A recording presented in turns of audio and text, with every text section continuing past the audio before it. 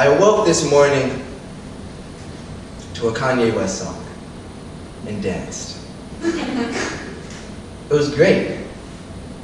I was thinking about what I should eat for breakfast, and I checked my refrigerator to find an entire pineapple. Yes! Wait. I woke up this morning. Okay, cool. We're just gonna cut it there because I don't want to use so much time because I could do this all night. Thank you for being alive and happy and smiling and willing to have fun with me tonight. I'm going to find my poems on my phone because I was born in '93 and I grew up with a phone. So if you could just bear with me for a second. This first piece I'm going to perform is titled Nigga, a Monologue. And if you enjoy it, there's a video of it on YouTube. And yes, if you are non-black identifying, it is okay to type in the word nigga, just don't say it. And the video is a lot different from my live performance of the poem because I have actors who kind of both concretely and abstractly perform the words that I'm saying. So the video this is actually why this projector was up, because we were supposed to project it, but you know, technology just kind of failed us.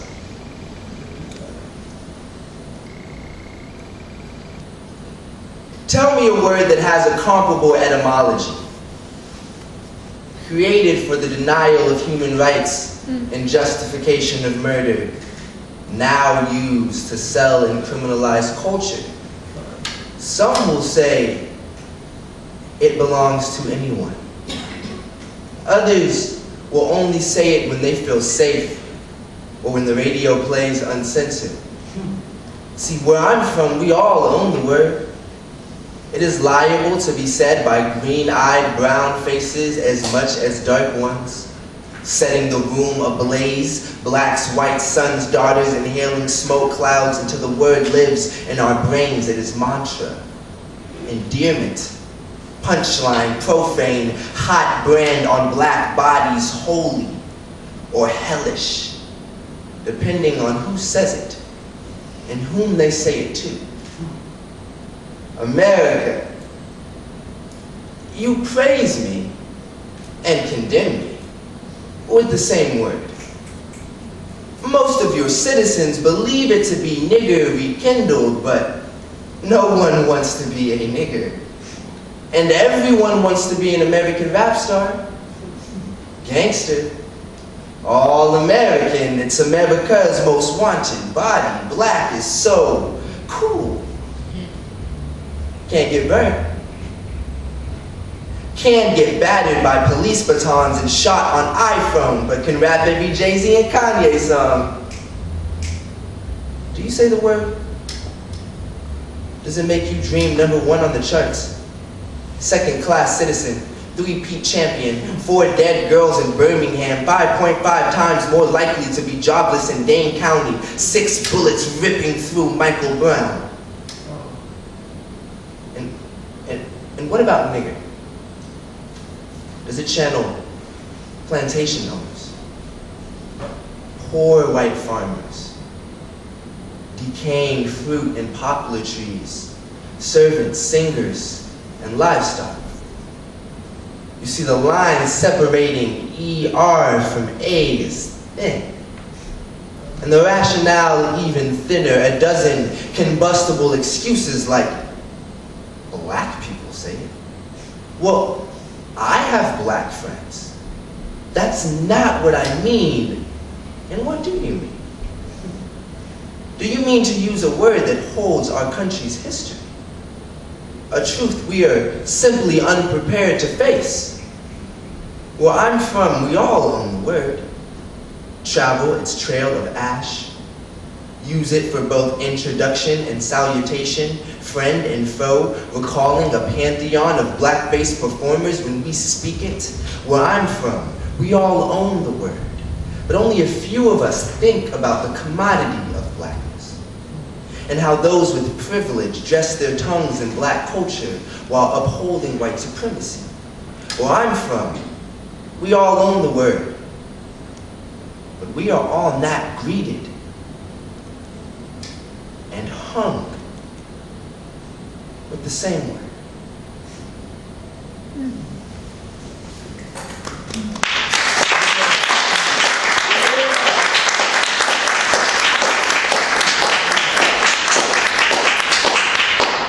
Thank you for receiving that so well. Show of hands. How many of you know the rapper Drake? Wow, not enough. Alright, well, not gonna do that poem.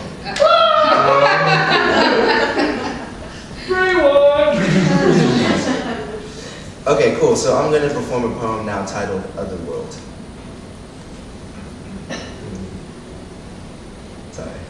I enjoy this poem.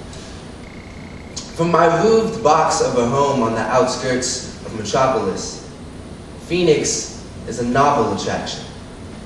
The interstate, a concrete tongue laid wide and leading downtown where people work and live and die while checking their ticket for the dream lottery. I am the suburban outsider, mimicking city dweller slang, copying swag.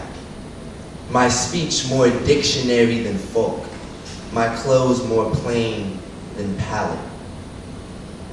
When thinking about my first trip to the city named after myth, I remember sitting in a back seat watching behind curved glass the golden disk of the sun setting in waxy blue heavens, clusters of sharp skyscrapers asking, are we not man's zenith?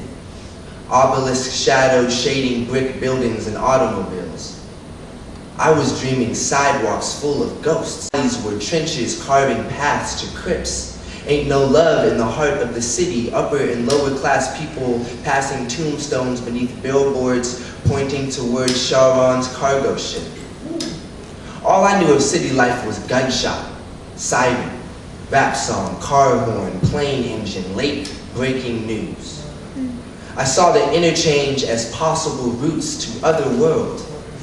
How could I have known more than industry and poverty, more than metalwork magnum opus? Maybe the fire Prometheus stole was not intended for us. Maybe we should not have built light rails between rich and poor.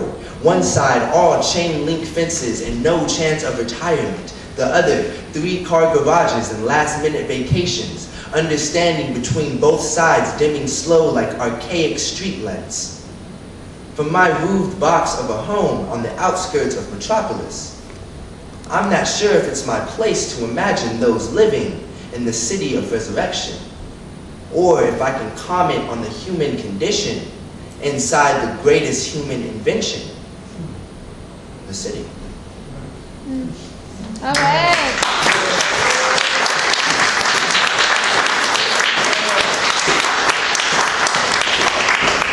Okay, so show of hands, how many of you are familiar with the rapper Kid Cudi? Okay, like 3 more people. Well, I like this poem a lot more, so I'm just gonna read it. And it just has one line from him, so you don't need to be familiar. This poem is titled In My Dreams.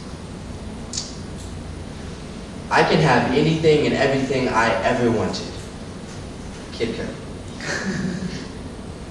I want to be the silver surfer coasting on white hot solar winds at the expanding universe's edge. In my dreams, I take that form. I project past planets our sun has claimed, where stars blossom and fade like fresh bruises. The skin of this world names me slave's great-grandson, touring minstrel, and factory worker. What I would give from my mom's hands rubbing oil on my dry scalp. Take care of yourself, Sean, she would say. But how do I love this body staked and marked and named everything except what I name myself? My day is another day. Classmates ignore me or study me like lecture notes. Night falls and I become a bright dot, stitching my own name across the black canvas of night.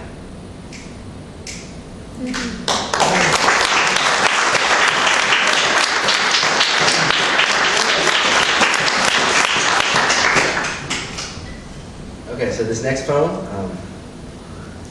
is about high school. It was a hard time in my life. Not as hard as middle school though. Middle school is really hard. When you think about middle school, it's like, let's just throw little people into the world before they're like socialized. So then like they just say terrible things to each other. Like I think some of the most terrible things I've heard come out of people's mouths was in middle school. I agree. But alas, this is about high school. And it's titled High School.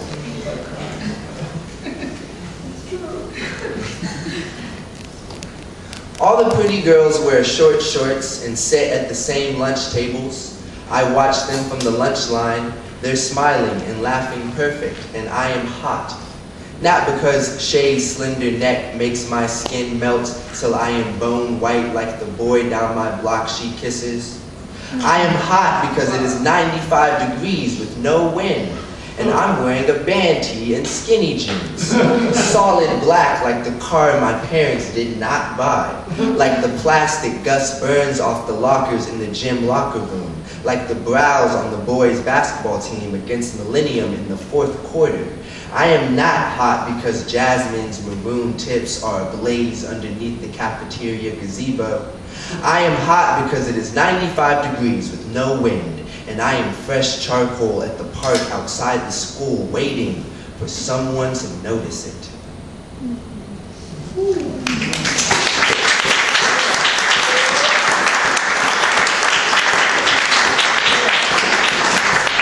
Okay, how am I on time? Am I good on time?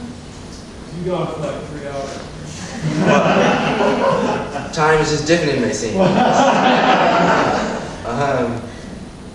So yeah, I feel like I'm just machine gunning these at you all, but I don't have a lot to say. But I just, just poems. So this poem is called Skinny Black Jeans. I intentionally read it after the other poem. I'll never forget my first pair of skinny black jeans. How they hugged all my small curves tight and made men watch my hips swing.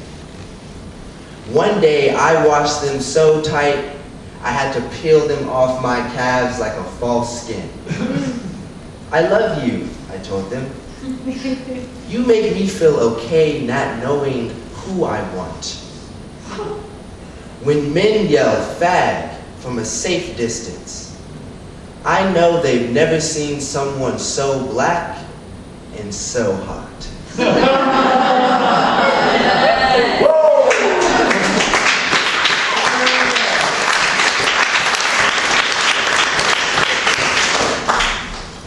Cool, so now I'm going to read a piece that ties back to the bio that was read earlier.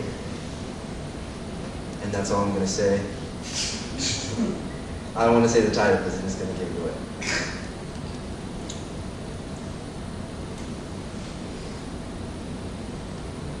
Okay, hold on, I have to say something else. I used to do this piece and like come out and like do a cartwheel and stuff.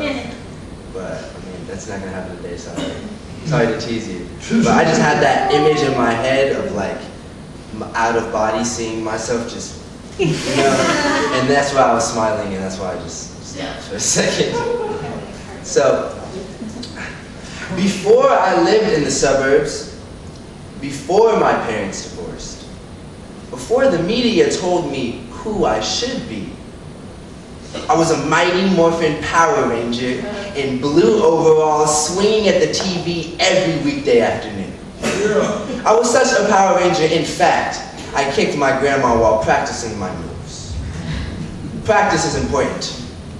I knew that from a young age. I was a Mighty Morphin Power Ranger before I wrote anything remotely like a song or poem. Before I liked girls. Before I liked boys. Before my body became a political statement. Before I was black. I used to wake up big as Megazord.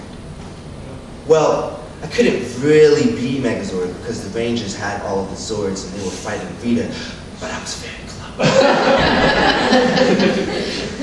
One day, I woke up so tall, my dreams weren't distant anymore.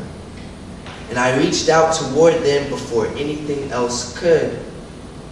And suddenly, before my eyes, something blocked my path. And the older I got, the less I was able to articulate what this something was. Yeah, yeah.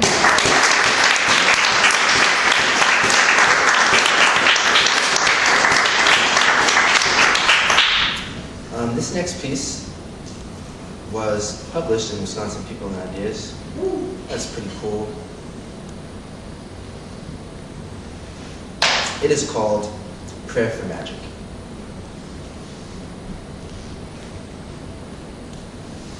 "17-year-old fatally shot by 28-year-old. 17-year-old fatally shot by 45-year-old. 18-year-old fatally shot by 28-year-old. 12-year-old fatally shot by 26-year-old. White men with magnums make black children phantoms. I'm singing anthems praying to freeze handguns. I don't have powers, but I produce poems that ask if my children can make all the cannons unmade. O Heavenly Father, give us all your magic. Give us every spell you can lend. We have your good book. Now we need your spell book. The Bible can't battle a bullet.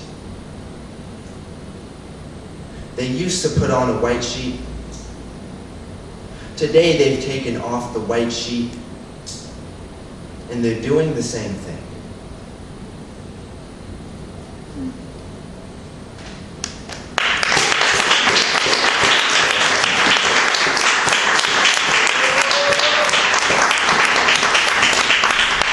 Hey Nick, how am I doing with time? For real, I have no idea. You're doing fine. Okay.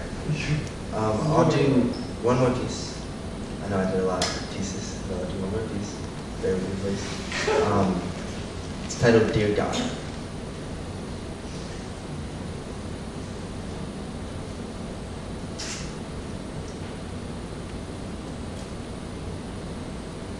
Dear God,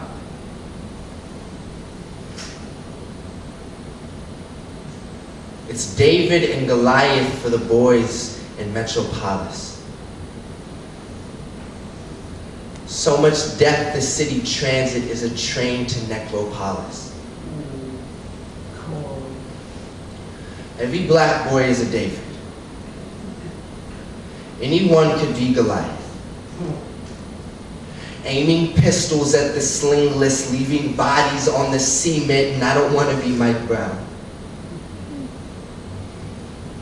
I don't want to be Trayvon. I don't want to see my mom because she called me by seance, and I don't want to be Mike Brown. I don't want to be Trayvon. I don't want to see my mom because she called me by seance, and I don't want to be Mike Brown. I don't want to be Trayvon.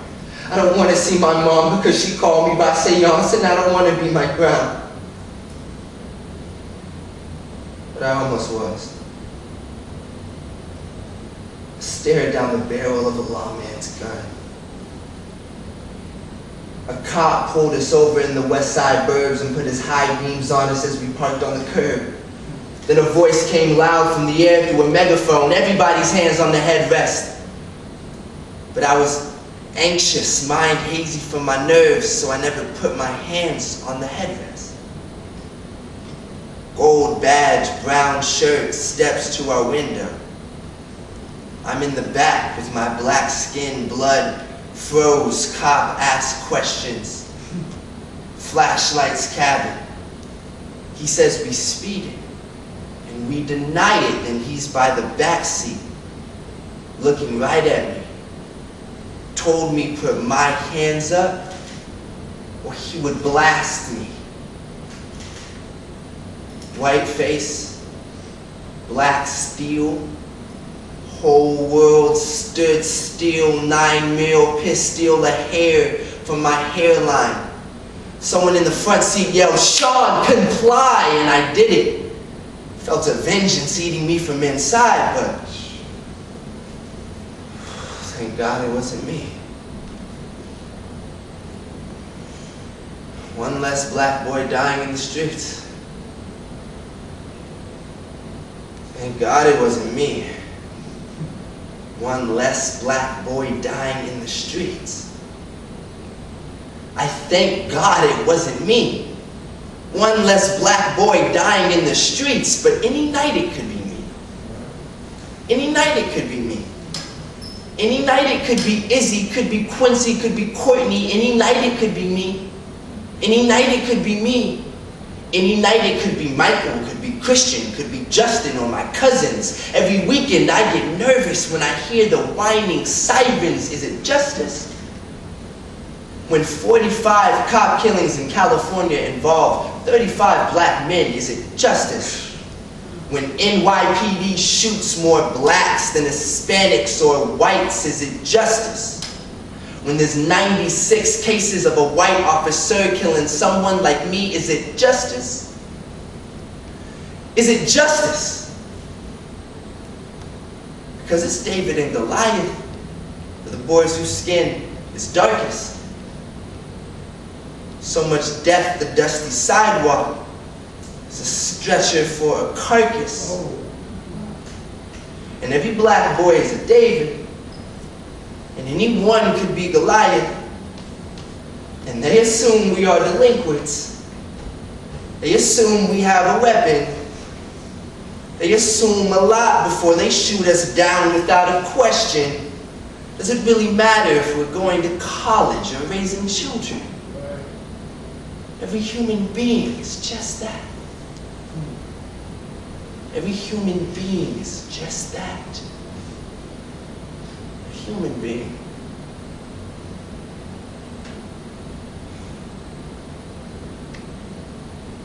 I don't want to be Mike Brown. I don't want to be Trayvon. I don't want to see my mom because she called me by seance, and I don't want to be Mike Brown. I don't want to be Trayvon. I don't want to see my mom because she called me by seance, and I don't want to be Mike Brown. I don't want to be Trayvon. I don't want to see my mom because she called me by seance, and I don't want to be Mike Brown. I don't want to be Trayvon. I don't want to see my mom because she called me by seance, and I don't want to be Mike Brown. I don't want to be Trayvon. I don't want another mom to lose her son. Amen.